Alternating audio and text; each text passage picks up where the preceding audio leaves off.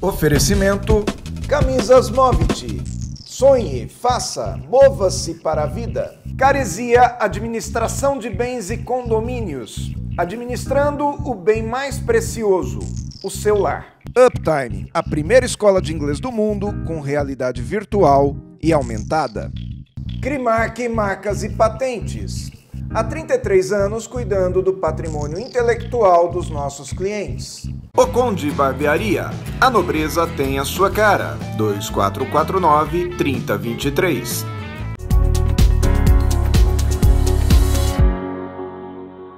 Café Corporativo, canal 25. Estamos nessa universidade em sua tela e hoje com uma surpresa muito especial. Ele que é bastante conhecido já na internet, Thiago Hungria, aqui no Café Corporativo. Obrigado por ter vindo.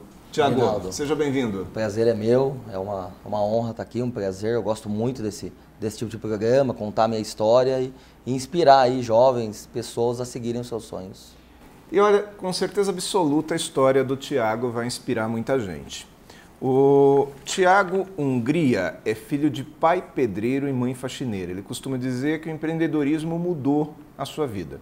Ele é fundador e diretor da We Audit, uma empresa de auditoria e gestão em telefonia, que em 7 anos atende mais de 500 clientes com sucesso. Aí, Thiago, tem mais coisa no seu currículo que eu poderia ler, mas ao invés de contar eu o seu currículo, é você quem vai contar. E essa sua história de sucesso, pelo que eu soube, começou num videogame, foi isso mesmo? Exatamente. Videogame é um hobby, é uma paixão, né? Desde criança, e eu entendo que é um marco zero, assim, que mudou a minha vida, né? Aos 13 anos eu vendi hamster para comprar videogame. E é uma história até muito engraçada e eu começo um pouco antes dos 13 anos. Eu, com 6 anos de idade, eu pedi um videogame para o meu pai. E na época, né, eu tentei participar de um sorteio das bolachas Mabel, né? Nem sei se existe hoje ainda essas bolachas. E isso dá uma nostalgia, né? Super nostalgia. Nossa geração. Não, super nostalgia. É época de chocolate surpresa, dinossauros. Sim. Então, assim, foi uma infância muito boa. E eu tinha videogame muito ali na minha infância. E eu não ganhei esse sorteio. E 6 anos de idade, criança, eu não entendia porque eu não ganhei, porque eu queria tanto. Eu achei que eu ganharia só porque eu queria. E eu não ganhei. E foi minha primeira lição, assim, de vida, né? Meu pai me colocou sentado em frente à cama, né? Eu e ele. E ele falou assim, isso é muito visual para mim, assim, até muito forte quando eu falo isso, que ele tinha condições, ele, apesar de ser pedreiro, e ele é até hoje, ele falou, eu tenho condições, eu vou comprar esse videogame, mas você para de chorar e eu vou te dar uma lição agora, você nunca mais vai acreditar em sorte. Você um dia vai trabalhar e vai ter condições de comprar suas coisas, mas você nunca mais vai acreditar em sorte. E essa lição marcou. E aos 13 anos, eu passei por quase a mesma situação. Eu pedi de novo o videogame pro meu pai. E nessa época ele não tinha mais condições. Começou a ficar caro videogames no Brasil. De 200, 300 reais, pulou para R$1.000. E ele como pedreiro e 4 filhos, era muito dinheiro. E eu fiquei triste por um dia. Isso é uma coisa que eu gosto de frisar muito. Até quem está assistindo o vídeo. O ser humano, ele tem sentimentos. Então, assim, a gente pode ficar triste, a gente pode ficar com raiva. Mas eu falo assim, um dia só. Porque se alguém me provar que você ficar um mês, um ano triste, decepcionado... Ou que a tristeza vai resolver não resolve o seu nada. Problema, né? Não é verdade? Então, quer dizer que com 13 anos teve essa história de que você começou a criar hamster, Isso. Vendeu os hamsters e comprou o videogame. Exatamente. E aí é que surgiu esse espírito empreendedor? Imagina assim, com 13 anos, uma criança ainda, né? A maturidade era diferente na minha época, né? Então, 13 anos eu era uma criança ainda, queria brincar, jogar videogame. E eu não tinha condições, então eu fui criar hamster. Até porque, talvez, quem está assistindo o vídeo, você se lembra, o Brasil viveu uma época, 1999 e 2000, de mini animais. Era mini tartaruga, mini coelho, mini rato, era tudo mini. E eu, 13 anos, sem perceber, eu já tive uma visão empreendedora. Falei, nossa, mas se todo mundo está querendo esses mini animais, eu vou criar hamster. E eu já escutava de pessoas em volta de mim que, nossa, como o rato se multiplica. Então, assim, olha... coisa inocente, né? Empreendedora, mas inocente. E aí é verdade, né? É impressionante a velocidade de procriação do hamster. Então, assim, em 3 meses eu tinha mais de 90 ratinhos e eu comecei a vender no bairro, na escola. As pessoas veem isso como um problema, você viu como oportunidade. Eu vi como oportunidade, exatamente. Eu acho interessante que a maioria das pessoas não só elas acreditam em sorte, conforme você está falando, que elas esperam mudar a vida delas através da sorte, né? Exatamente. O que faria a minha vida mudar? Surgir uma oportunidade nova, um emprego novo, quem sabe alguém me descobre. Isso, não é isso? Exatamente. E são poucas as pessoas que entendem a relação causa e efeito. Isso. Você concorda com isso? Eu sou um defensor disso, né? Eu gosto muito disso. Minha vida não teria mudado se eu não tivesse ido para a ação. Eu poderia, às vezes, meu pai não tem condições, eu vou jogar na casa do amigo, eu poderia ter aceitado aquela situação. Mas entendendo causa e efeito, eu falei, não. Quando eu comecei a criar hamster, era tão forte o sentimento, eu tinha certeza que eu compraria o videogame. Não foi talvez, em 6 meses eu comprei esse videogame à vista. E aí entra um empoderamento absurdo, assim, com 13 anos você entra aquela coisa de eu sou capaz. Com 13 anos eu consigo comprar um videogame, então assim, o que eu tenho que fazer para comprar tênis? Uma TV, reformar o meu quarto, viajar. E aí não parei mais, né? Aí foram anos aí de vários pequenos negócios, né? Sempre aquela coisa, pai e mãe não tem condições, eu quero uma vida melhor, quero uma roupa melhor e o que eu vou fazer? Então eu saí de hamster, comprei muito videogame nessa época, acabei, uma coisa natural, abrindo uma locadora de videogames. Então, com 16 anos, eu alugava, vendia. Virou seu negócio. Virou meu negócio. A minha paixão virou meu negócio. E eu me lembro que, assim, a média que eu ganhava por mês era R$4.000 por mês. E era muito dinheiro isso. Porque o salário mínimo na época era R$180. Então, assim, meu pai e minha mãe junto ganhavam R$1.500, R$1.600. E eu, com 16 anos, vendendo e alugando videogame, eu ganhava uma faixa de R$4.000. Então, assim, já era um outro padrão de vida. Eu era o único da escola pública, né? Eu sempre estudei escola pública. O único da escola pública que tinha uma conta na cantina. Eu lembro que isso era o de nerd. Era o status. Não, né? Eu lembro que de nerd excluído, eu passei a ser o popular e todo mundo quer ficar perto. Porque eu podia ir na cantina e pegar uma Coca-Cola, uma coxinha a hora que eu quisesse. Então, assim, aí já começava a mudar minha vida, né? Com 16 anos eu já começava a mudar minha vida. Eu já tinha aquele menino, filho de pedreiro, nerd, quietinho na dele, começava a despontar como, nossa, como que o Thiago tá andando com esse tênis, essa roupa, mas... e até julgamento mesmo, assim, até feio isso, mas o povo em volta já começa a julgar, né? Nossa, mas será que tem algo errado? Né? E eu falava, não, eu estudo aqui na escola, eu saio daqui, eu vou pra minha locadora. Inclusive, de manhã é o meu irmão que cuida dela, então... E aí entrou uma época de lan house, aí veio outra moda, todo mundo em shopping, todo mundo em lan house. E aí eu, naturalmente, já estava desenvolvendo essa visão empreendedora, falei, meu, locadora não dá mais dinheiro. Fechei ela e abri uma loja de informática para atender esse público que frequentava a lan house. Então vendia mouse, vendia jogo, montava computador, arrumava o computador, né? O famoso formatar e reinstalar o Windows. E com 18 anos isso. Então assim, foram aí antes dos 18 anos, hoje se você olhar, antes do jovem conseguir o primeiro emprego, eu já tinha tido 3 negócios e um emprego. Eu trabalhei no mercadinho do bairro por um ano e meio mais ou menos. Então, esse empoderamento do trabalho, do empreendedorismo, né, da capacidade do ser humano de produzir, de executar, já estava em mim muito cedo, né? Agora, conta pra gente. Parece que teve uma relação entre você conhecer a sua esposa e a fundação da sua empresa. Isso, exatamente. Conta rapidamente essa história. É um fato muito importante, assim, a minha esposa, porque eu sempre tive esse potencial, e não sei se é maior ou menor de quando eu tinha 16, 18 anos, mas eu me sinto muito igual, assim, em visão, em empreendedorismo, só que nada dava certo, assim, eu não conseguia vingar, assim, tinha um negócio e outro, quebrava. Depois da loja de informática foi uma representação de produtos de lava rápido, que eu ganhei muito dinheiro muito rápido, mas também não foi pra frente. E até o ponto que chegou um preconceito comigo. Eu falei assim, nossa, eu sou mais um vendedor só. Porque eu não fiz faculdade, foi uma opção minha. Eu, como já era empreendedor e conseguia ganhar dinheiro, ou até muito dinheiro, comparado à minha família e amigos em volta, eu fiz uma opção. Eu falei, não quero fazer faculdade, quero continuar empreendendo, gerando, né, dinheiro, ganhando dinheiro com trabalho. E aí entrou um preconceito em mim. Eu falei, nossa, eu só sou um vendedor, não tenho faculdade. Isso eu tinha uns 23 anos. Eu vou entrar numa empresa agora que me dê chance de carreira. Eu entrei no ramo de telefonia, que é um ramo muito grande, muita chance de carreira, e não era o que eu imaginava, não deu certo, mas nesse ramo eu conheci a minha esposa, e ela, sendo colega de trabalho, ela falou, meu, o que você está fazendo aqui? Você não tem nada a ver com a gente que está aqui trabalhando, você tem uma outra visão. Então, assim, sai daqui e abre o seu negócio. Só que ela disse isso como colega de trabalho. E aí, consequentemente, alguns meses depois, a gente acabou começando a namorar.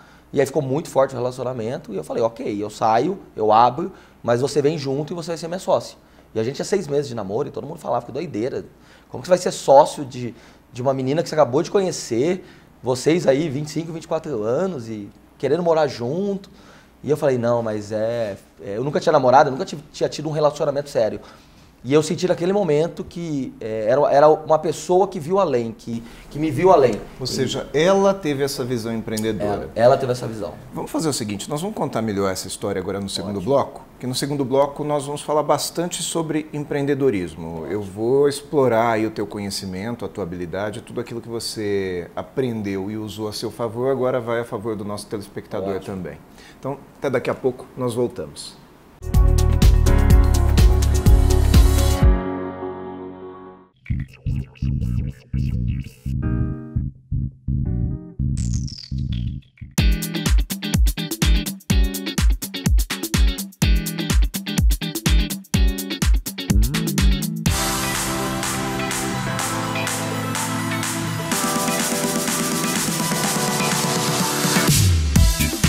Agora eu tenho um mundo de possibilidades.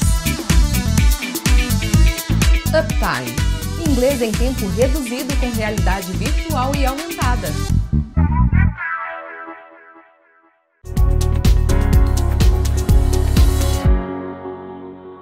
Café Corporativo, segundo bloco, hoje com o Thiago Hungria, que está aqui todo elegante, aqui no seu terno preto, mas eu também estou bem elegante aqui com a minha camisa da Movit, que você pode ter a sua também, basta entrar no site movit.com.br e tem bastante opção lá, você vai gostar. Mas, Thiago, conta para mim aqui toda essa história da We Audit não só deu certo, como te trouxe um conceito de empreendedorismo que agora é sólido. Agora não é mais aquele empreendedorismo de adolescente, de escola, de locadora. Agora virou uma empresa grande. Exatamente. Só concluindo do primeiro bloco, a minha esposa trouxe essa visão, né? Ela trouxe essa visão de algo a mais, né? De você pode mais, né? A gente pode ser mais que isso, né? É muito legal a relação que a gente tem, a gente é muito oposto. Eu sou a parte vendedora, comercial, ela tem essa parte executiva, operacional, e a We Audit hoje cresce aí a passos largos, lançamos franquias, atendemos grandes corporações, lançamos aplicativo, graças a essa união empreendedora, né? Eu acabei me casando com uma pessoa que tem essa visão também, e uma visão complementar. Eu tinha a visão empreendedora do produzir, do vender, do gerar dinheiro, né? Gerar riqueza. E ela tem a parte empreendedora da qualidade, da entrega. Então, foi um casamento ideal, né? E esse complemento é importante no empreendedorismo? Esse complemento é importante. O empreendedorismo é um comportamento. E, como todo comportamento, ele pode ser lapidado. E às vezes você precisa de pessoas do seu lado que te complementem, que ajudem a lapidar aquilo. E hoje o que eu percebo, às vezes, é uma coisa muito solitária, né? Empreender no Brasil é muito solitário. Porque quando você comenta alguma ideia com a família ou com os amigos, a primeira coisa, às vezes, você é taxado de louco. Você vai fazer isso? Eu falei que eu abri uma empresa para melhorar o mercado de telecom. Todo mundo falou que eu era louco. Falou que melhorar o mercado de telecom? Não, é ruim, sempre vai ser ruim. E eu falei, não, é possível melhorar. E hoje lançando franquias e crescendo, e com tecnologia, é louco ainda, mas não tão louco. Já estão começando a acreditar. Pode ser, né? 7 anos, esse negócio indo para frente. Grandes clientes, atendendo grandes clientes. Então, assim, não é tão louco assim, tá indo. Então, é um comportamento, né? O empreendedor termina com dor no final, né? Então, assim, Nunca tinha pensado nisso. É uma dor, você resolve uma dor, né? Todo o empreendedorismo, se você analisar, você está resolvendo uma dor. Sim. Uma dor de um cliente, de uma pessoa, uma dor de uma sociedade, de um mercado. Então, o que eu faço é resolver uma dor do mercado de telefonia para as grandes corporações. Elas não conseguem, né? Pelo tamanho delas, é muito difícil a gestão de contas, de linhas. Então, é uma dor. Eu falo muito isso. Eu sou empresário, empreendedor. E eu sempre pergunto, qual dor você resolve? Agora, deixa eu voltar um pouquinho naquela questão da parceria. Aliás, quem me apresentou o Thiago foi o Ricardo Halawani. E o Ricardo foi o meu primeiro sócio na empresa que eu tenho hoje. E naquela época eu justamente era especialista em área comercial, não tinha absolutamente nenhuma visão administrativa da coisa, e ele, o contrário, era uma pessoa extremamente metódica e que não tinha habilidade com gente, assim, com o mercado. Sim, mas é isso. E nós nos complementamos. Foi isso que você viveu. Exatamente. Ela é descendente de alemão, então é toda disciplinada, tem toda aquela coisa, qualidade, e então é introvertida, reservada, e eu sou comercial, eu gosto de falar, né, perante as câmeras, eu gosto de contar minha história, relacionamento com os clientes, e não tem melhor ou pior, né? O brasileiro ele tem isso de achar coisas e definir coisas, né? Criar estereótipos. Não existe, né? Eu sou assim. É como no futebol, né? Quem é melhor para o futebol? É o magro alto, é o baixinho, é o rápido, depende da posição que o cara vai jogar, não é verdade? A questão, o empreendedorismo é assim também. As pessoas certas nos lugares certos. Então eu tentei, óbvio que no início da empresa eu tentei ser administrativo, operacional, mas tem que ter uma noção, não é verdade? Tem que ter uma noção. Eu acho que o empreendedor, independente de que área ele trabalha, ele é especialista numa área, ele tem que ter pelo menos um pouquinho de noção na outra. Exatamente. Faz sentido? Tem, óbvio, porque senão você acaba ficando ingênuo e infelizmente no Brasil você pode acabar tomando golpes aí, então assim, você tem que ter noção, geralmente rodeado por pessoas que você confia, e que te ajudem a abrir essa visão, né? Um pouco mais ampla, né? O que acontece é que a maioria está sozinha, não consegue conversar com ninguém de empreendedorismo, por isso que eu gosto de contar minha história, por isso que as minhas redes sociais são públicas, então qualquer pessoa consegue ver, me adicionar, conversar comigo, porque eu quero isso, que quem tem uma ideia não se sinta sozinho, tem alguém para quem conversar, né? E aí, ainda nessa questão do empreendedorismo, nós percebemos que as pessoas pensam em empreender normalmente porque elas têm uma habilidade técnica. Isso. Então ele é um bom mecânico, ele entende que ele pode ser dono de uma oficina mecânica ou de uma indústria, enfim, no ramo. Esse é um conceito antigo para mim, assim. Não vou falar que eu não gosto dele, ele existe, mas para mim é um conceito antigo, né? Hoje não basta, né? Vamos dizer assim, não é suficiente. Você ter habilidades técnicas não é suficiente, porque é o que você disse, você tem que ter pelo menos alguém do seu lado. Se você for abrir sozinho, e eu conheço muita gente técnica que tem negócio sozinhos, mas você vê que nunca vai para frente, porque não tem habilidades comerciais, não tem habilidades de marketing, não tem habilidades de relacionamento, network. É quase impossível um negócio crescer exponencialmente sem network.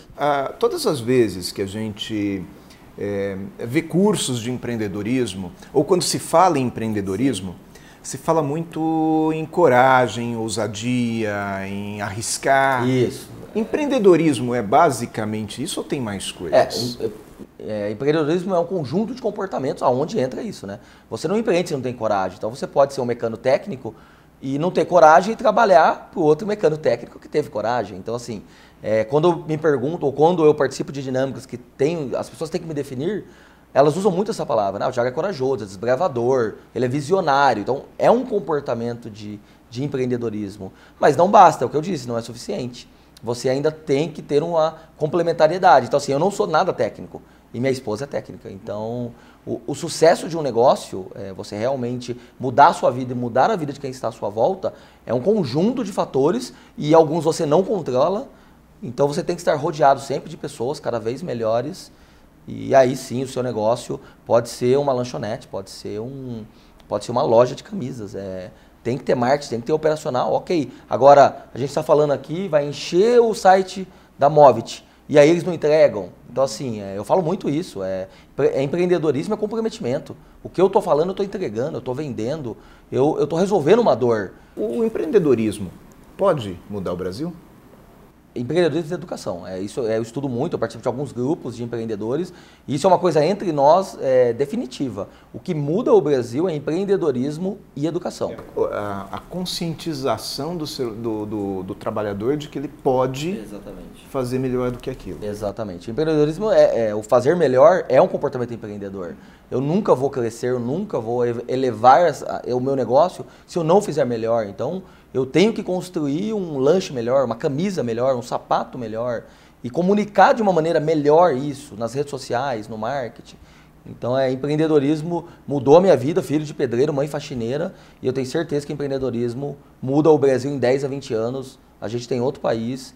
Se isso entrar em pauta mesmo assim, de MEC, de redes sociais, de canais como o seu, a gente muda o Brasil. Bom, então vamos trabalhar juntos. Vamos. Nós Com certeza tiramos muito proveito desse nosso papo aqui. Nós vamos daqui a pouco para o Mais Cafeína. Eu te convido a me acompanhar lá no Conde, porque lá a gente fala um pouquinho mais de empreendedorismo. Tiago, obrigado por ter vindo. Eu que agradeço, Aguinaldo. Obrigado, gente. Até o Mais Cafeína.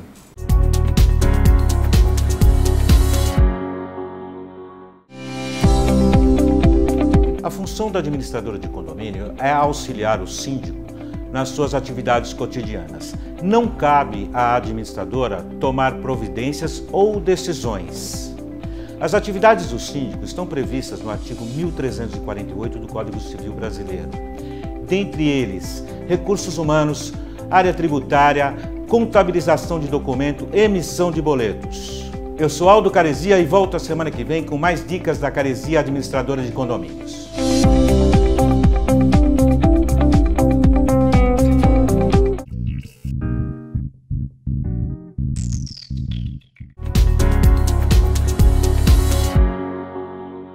Mais cafeína aqui na Barbearia O Conde, a barbearia mais rock and roll, mais charmosa aqui da cidade de Jundiaí e da região toda.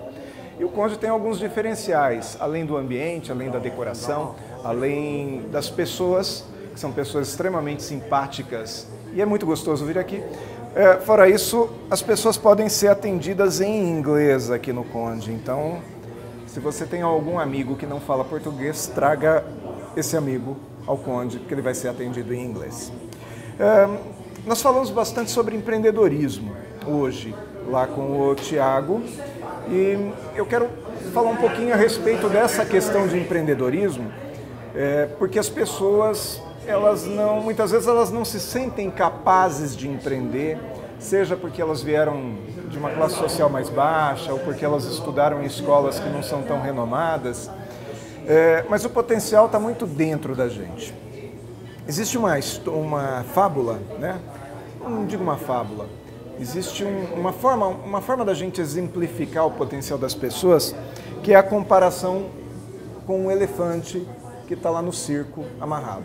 Antigamente era muito comum nós vermos animais nos circos, e elefantes em questão. E eles eram amarrados desde filhotes, para não fugirem.